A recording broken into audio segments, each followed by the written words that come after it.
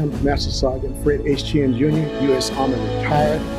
I served with Charlie Company 2nd and 1st, 196 Infantry Brigade from August of 1969 until August 1970. I was the platoon sergeant for the 3rd Platoon and served as a staff sergeant at that time. I remember sitting watching President Johnson talk about the buildup of troops in Vietnam. I was in high school at the time. I think I was around 10th or 11th grade, and little did I know how it would change my life forever. In the military about a little over 3 years at that time.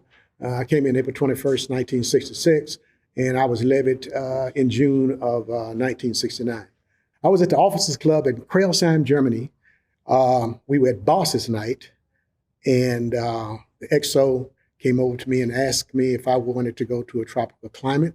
And I said yes, and naturally I thought of Hawaii. And he said, well, you'll be going to Vietnam.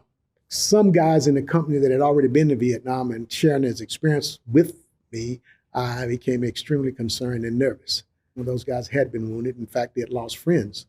And so naturally, my survival became a part of my thought process.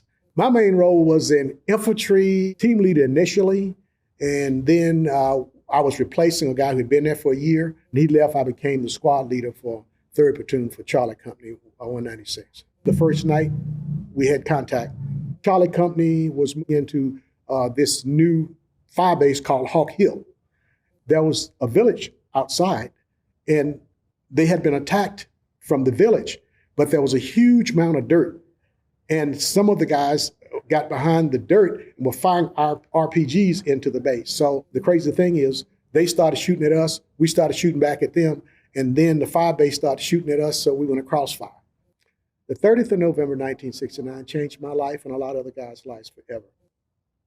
It was a normal day. We got up, I think we moved into a new logger position. That's a defensive position. We call them logger positions. We got our marching orders. My platoon leader was Captain Smith. That day I carried the radio and had my RTO, Gary, to stay back to pack up Captain Smith's gear to have it ready that evening when the helicopters went back. Captain Smith is going to have a change of command and take over Echo Company the next day. Captain Morris, the company commander, realized that Captain Smith did not get on the aircraft to go back. And he said to him, Smitty, you are supposed to be on that helicopter. You're taking over Echo Company tomorrow, and the colonel would like to have a meeting with you tonight at 9 o'clock. So he said, I'll go tomorrow. I'm going to stay with my guys one more night. Captain Morris called the pilot. Pilot turned around. He said, I've been flying this thing all day and I'm tired. He said, I'm not going to turn around and come back again. The SOP in the company was, if you went on a jack that day, when you got back, one of the platoons that stayed back and had rested that day would go and secure the next logger position. The unusual thing about that is Captain Smith volunteered for that mission also. I had a little discussion with Captain Smith. The fact that tomorrow you're going to be gone, you'll be taking over company. These guys are still going to be here and they're tired. We've been hauling rice all day. As a platoon sergeant, it's my responsibility to look out for the troops. So he said, oh, we can do this, we can do this. It took us about 30 minutes to get to we had to go down this valley. We came up on the hill on the other side. You know, I said, I actually carried the radio today and I left Gary here to pack your stuff up, and Captain Morris called a helicopter back to get you and you still wouldn't get on. And as we were clearing the logger position, my first squad leader said, I found the booby trap. I said, oh my God, here we go again. I turned, picked my right foot up, and when I picked my right foot up, there was a big explosion. The concussion and stuff, my brain was kind of rattled, and I couldn't really understand. It looked like everything was just in slow motion.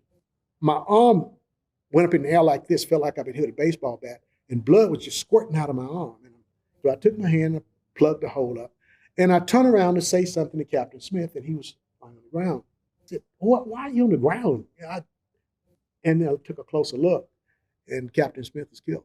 He was just like that. Wasn't supposed to be in the field. Wasn't supposed to go on this mission. Was supposed to go back, talk to Colonel, take change of command the next day. There were just so many things that happened that day that wasn't supposed to happen. You know, often thought that Captain Smith should have received a Silver Star because he didn't even have to be out there. But he wanted to stay with the troops. He cared that much about his troops. I have contact with his family, his brother, his daughters. I've been to Sebring, Florida, where he's from. There's a monument in the center of the city, and Captain Smith's name is the last one on there.